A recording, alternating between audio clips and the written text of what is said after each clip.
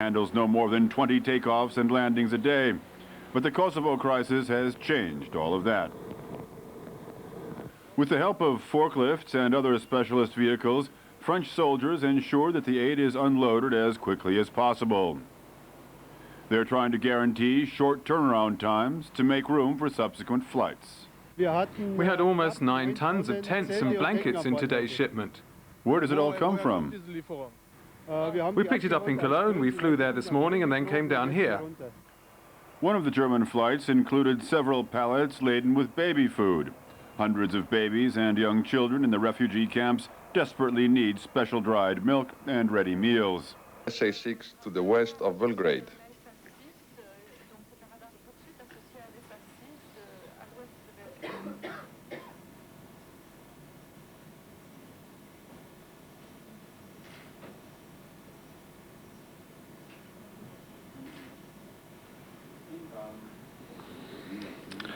The second clip shows a similar attack against an SA-6 command vehicle in the same area.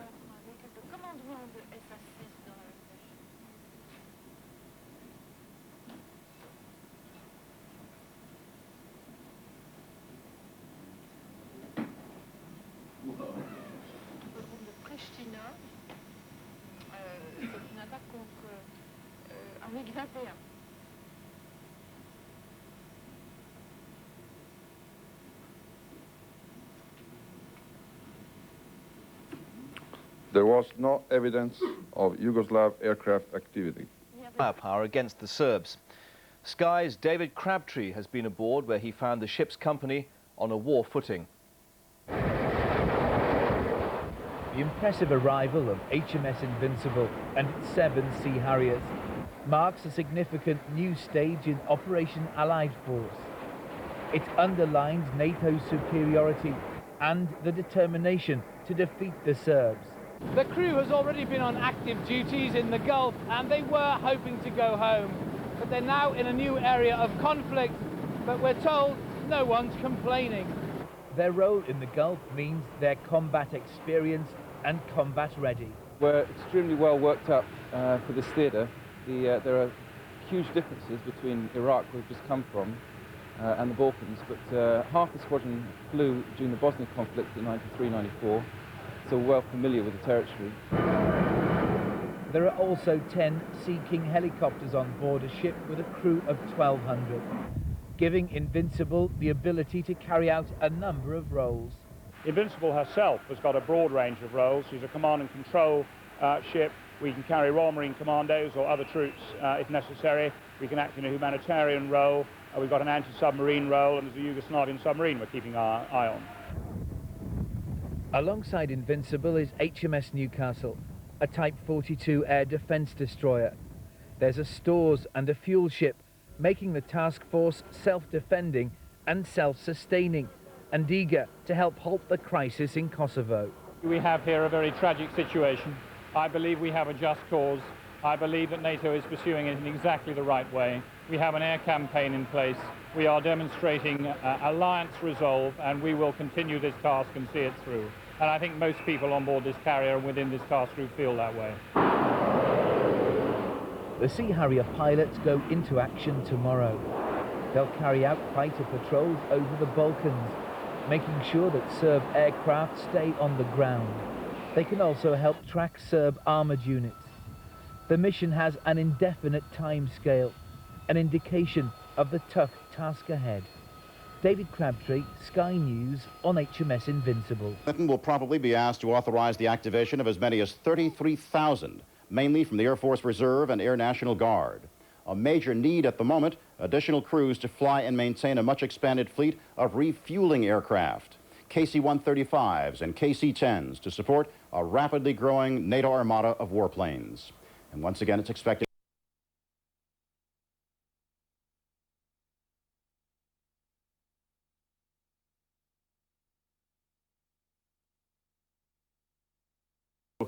Yugoslav air defences have been much in evidence during the recent NATO strikes.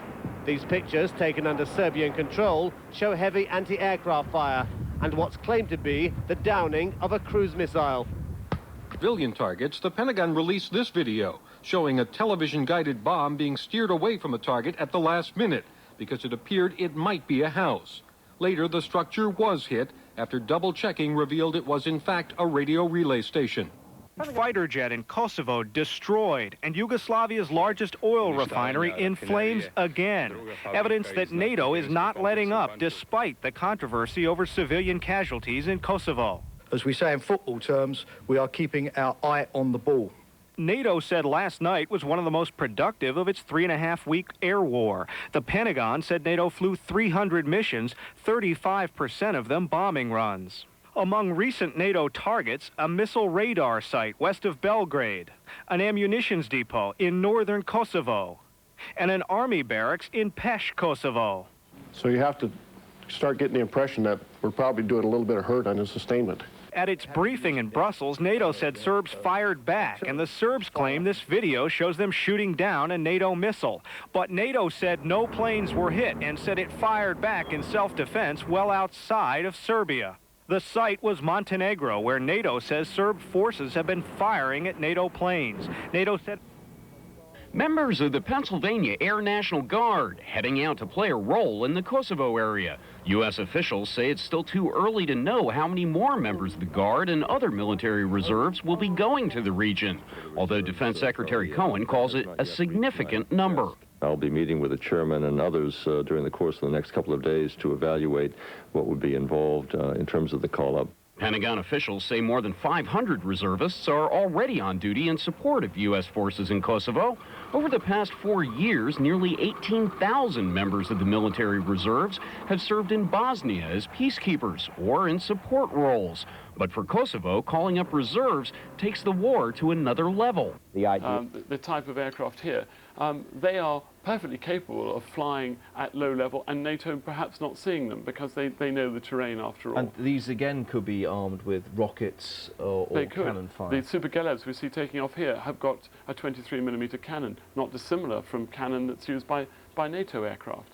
And it is a case here, I think, that we have so many questions that need to be answered, and there's a rocket firing capability there.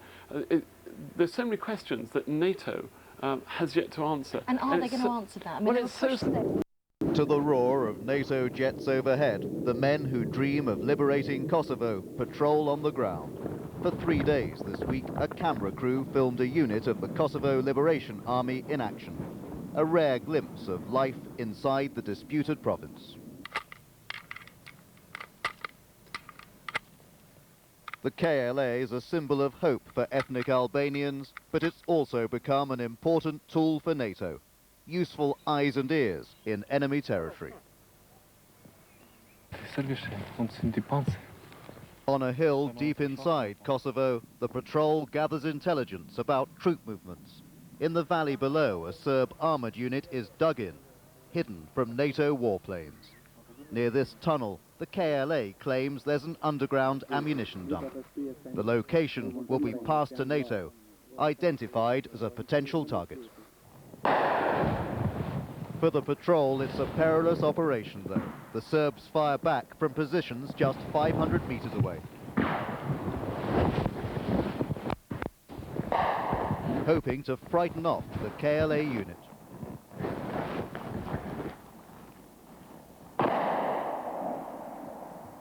Once safely away, the KLA use mobile phones to give the latest information to NATO contacts.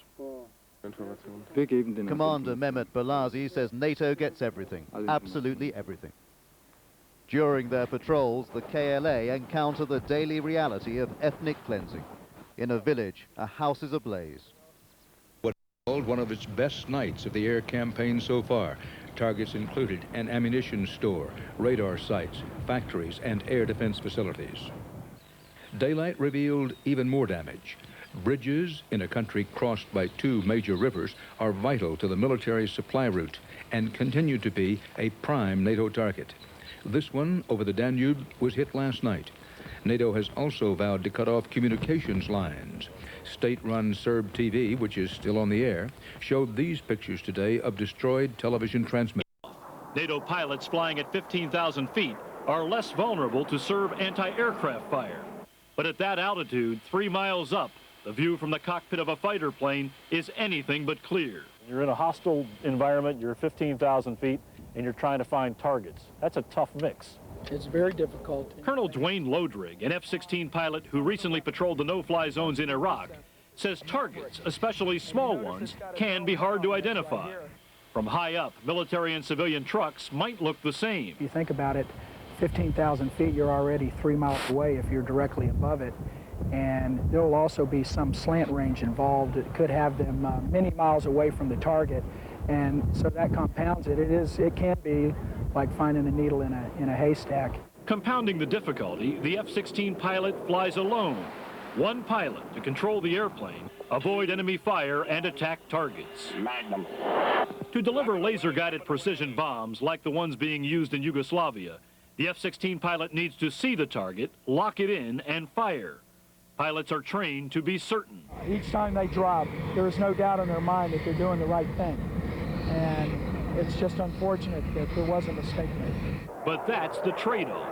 As long as NATO pilots are kept high and out of harm's way, mistakes will be harder to avoid. Bob Orr, CBS News, Andrews Air Force Base. By car from the Orthodox Church outside Tetovo, but it's a world apart. I've been here a month and took command of this multinational force very quickly on arrival. But I think the most remarkable example is what you see around you here. Yes, Germany is the lead nation here, but I don't know if you've been to the very large camp on the airfield, which is a multinational, it's UK lead, but the point being that the whole force, when this crisis broke, the whole force worked together to give help to these people who had been in such desperate circumstances.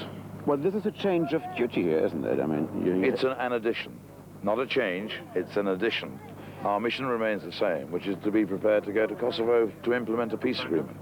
Do you see any chance for that? Less so, perhaps, but I hope. So how is cooperation with the Macedonian side? We hear about some... Yeah, I understand the question entirely. The government has been under great strain with this humanitarian crisis, and they have a lot of difficulties, with which I sympathize with. We are here by consent. They are a sovereign nation. We are here by their consent. And so we must work very carefully with them in coordination, and our liaison must be very good. And I work hard to make it so. If you forget... Small groups are still making their way over the mountains into Macedonia. It's a journey fraught with dangers. Sections of the border have been mined on the Serbian side, and in many areas the terrain is very rugged. The families suffer from cold and exhaustion, and they have no way of knowing the Serbians won't turn them back once they reach the border. If they make it to the other side, they're led away by the Macedonian police. They don't know where to, but they're too weak to resist in any case. Many of them never arrive in the refugee camps. For the ones who do, supplies are brought in regularly by air. We were unable to find out by what criteria, if any, the refugees are assigned to what camps. Not even the Germans in Tetovo can answer that. They've taken in 3,100 people from Kosovo so far. Neither can anyone say how long they'll be here and what Often called weekend warriors, thousands of U.S. military reservists will soon be ordered to leave their jobs and families to report for active duty, a price of the Balkans conflict. I think it'll be a significant number. I'm not in a position to say how large the number will be at this point. A senior Defense Department official says the Pentagon will recommend that it be authorized to activate as many as 33,000 reservists, 60 to 70% Air Force Reserve and Air National Guard. Among the needs to be filled, finding crews to fly and support a much expanded fleet of refueling aircraft. The Pentagon is sending dozens more tankers to handle a rapidly growing armada of NATO combat planes earmarked for use against Serb targets. Hundreds of volunteer reservists are already part of the operation. This part of it will be actually new to me, so there's always uneasiness, but you try to put that aside because, you know, you have a job to do. You make sure you do it correctly. Army reservists will come from specialty areas such as civil affairs. Their training covers a wide range of humanitarian activities, which could make them especially useful in refugee camps. The active duty tour for anyone called up, as much as 270 days. All of this could prove a jolt to Americans. NATO's first prisoner of war, a 20-year-old Yugoslav army officer, was captured by Kosovo Liberation Army forces and handed over to US military authorities in Tirana. In the early hours of this morning, Yugoslav state television recorded a massive hit on a factory in Valjevo, southeast of Belgrade. Throughout the night, it reported a further 25 NATO strikes on targets around the Kosovo provincial capital, Pristina. HMS Invincible has spent the last few weeks in the Gulf. Now, escorted by the British destroyer Newcastle, she swapped the desert for the Balkans. Equipped with 7 Sea Harriers and 10 Sea King helicopters, she's in a position to fulfill various NATO requirements, such as launching fighter patrols, providing air defence and carrying out photo reconnaissance of the area. But perhaps the biggest reason she's here is because of political will, a further show of strength against the Serbs to add to the forces which are already ranged against them. We bring a specialist air defence squadron, and it's the first specialist air defence squadron that the UK has in fact brought to this theatre during this crisis. Allied to that, we increased by a factor of 35% the number of UK combat aircraft that are in theatre. The arrival of HMS Invincible will tighten the screw on Slobodan Milosevic. A veteran of the Falklands War and recent Gulf patrols, she's no stranger to combat. Her versatility means she can slip into any role that NATO asks of her. The Sea Harriers start their combat missions tomorrow. The question is how President Milosevic will respond. Shuli Ghosh, ITN, on board HMS Invincible. Says this on 200 separate targets, and Yugoslavia no longer has an integrated air defence system. British Harrier ground attack planes have dropped cluster bombs on the tactical headquarters of the Pristina Army Corps in Kosovo. Aircraft coming in from the right now. There's the black impacts from the canisters and the white impacts from the submarine missions. Second impacts almost immediately afterwards. Pictures of Yugoslav army garrison.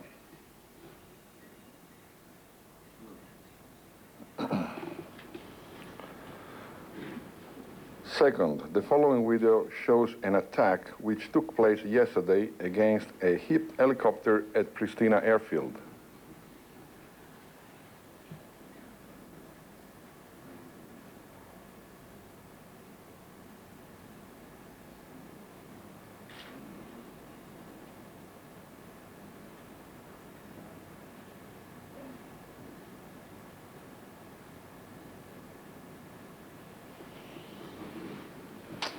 Finally, this video shows weapons hitting an army barracks at Vranje. Once again, this was from yesterday.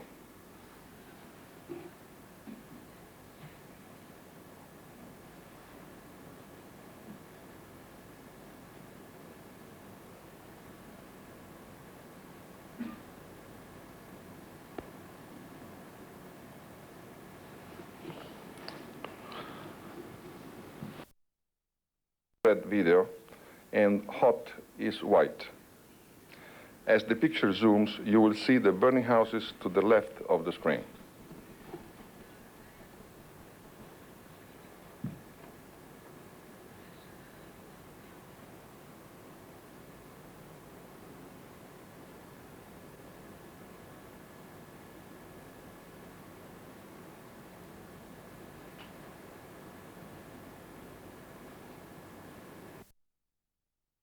Shows what might be up to 150 graves near the village. The inset taken on 9th March shows the area in its original state. Just to pull me out. I used to have legs, but... After 6 hours in the cockpit, including 5 mid-air refuelings, French Mirage fighter pilot Captain Christopher Aubé is glad to be back on the ground and out of his ejection seat. It's long mission, you know, 6 hours in the flight in the airplane, so you should ask my bottom. But as tired as he might be right now, Captain Aubé, like many of his fellow NATO pilots, wouldn't want to be anywhere else. And we have to do what we have to do. After more than 3 weeks of flying the air campaign against Yugoslavia, many NATO pilots remain just as comfortable with their mission. They have, after all, spent their entire careers training for exactly this kind of thing. And there appears to be no evidence that accusations NATO attacks caused civilian deaths have had any effect on the pilots or their mission. Said one Mirage pilot. I don't think it affects morale. It's clear to everyone that people are trying to do their work as best as they can, whether it's us or the Americans or anyone in the coalition. In fact, the Italian members of the NATO coalition, who are sharing their base at Istrana, Italy, with the French pilots, are expanding their role in the air campaign. For the first time this week, Italian AMX airmen, who have mostly flown escort missions and patrols along the Italian coast, joined other NATO aircraft in a ground attack against Serb artillery threatening alliance forces in Albania. Any pilot would rather be flying than not. But few pilots of the many air forces arrayed against Yugoslavia would miss the chance to fly in an air campaign as important as this one. Last night, NATO says attacks were successful, including this hit on a helicopter sitting at the airport in Pristina. NATO also says it took out 7 Yugoslavia tanks, but again, bad weather came in later and canceled a number of missions. That was night number 24. Pace. Another 400 NATO troops arrived at the Albanian port of Durrës today. They were Italian soldiers, many from a specialist Alpine brigade, used to working in the mountains, vital in an area such as Albania. All day too, plane load after plane load of humanitarian aid flew into the small airport just outside the Albanian capital, Tirana. Their cargo quickly forwarded to the refugee camps across the country by helicopters and trucks. It's to this airfield too that the US Apache helicopter gunships will come in the near future. NATO's Supreme Commander in Europe, General Wesley Clark, who's also been in Albania, confirmed some of the Apaches are already on their way. He was here primarily to discuss the growing humanitarian crisis in the region and what to do about Serb cross-border shelling in the north of Albania. This threat is absolutely unacceptable. It's a violation of a sovereign territory, and it needs to be stopped, and President Milosevic must cease this aggression. The US and NATO as a whole still have no plans to send in ground troops, but there were ground forces from America arriving in Tirana today to fight President Milosevic's forces in Kosovo. More than 100 Kosovo Liberation Army volunteers flew in from Detroit. But with tens of thousands of refugees from Kosovo still spilling over the borders into Macedonia and Albania particularly, it is the humanitarian crisis which is taxing many here. We arrived here in Albania with the man who is to take over as head of operations for one of the world's largest humanitarian aid organizations. Off of the carrier Roosevelt, they're hitting command and control facilities. They also took out an area where they suspect there may have been a MiG holed up in a mountainous area, up in a cave. They believe what you see is a secondary explosion, meaning when they hit the target then exploded again, a secondary explosion, meaning it looks like they were deadly on target for that. The difference in the color, if you can see the color when it comes up, the green pictures are from an F-18. All of these are from the aircraft carrier Theodore Roosevelt, and up to control of its airspace. It wants NATO to try and stop ongoing shelling on its border with Yugoslavia. This threat is absolutely unacceptable. It's a violation of a sovereign territory, and it needs to be stopped. General Clark met with Albania's Prime Minister and Defense Minister. He told them US Apache attack helicopters will arrive in Tirana shortly. Billions of dollars, as President Clinton prepares to ask Congress for $6 billion in emergency spending. Some Republicans are saying it's not enough. As events in Kosovo have shown, this administration has allowed our armed forces to become a shell of what they were just 8 years ago during Operation Desert Storm. The cost of airstrikes vary by day, dependent upon the weather, the number of sorties flown, and the type of munitions used.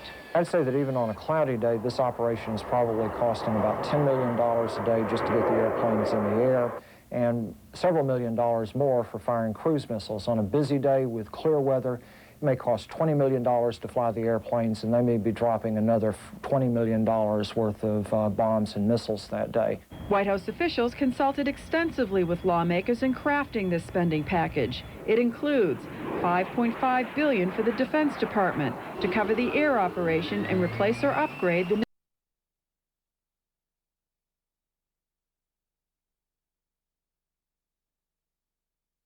while aluminum matting was put down to keep them from sinking into the mud. But officials say they should be there by Sunday. When they will be used is another question. You don't have large... For Kosovo.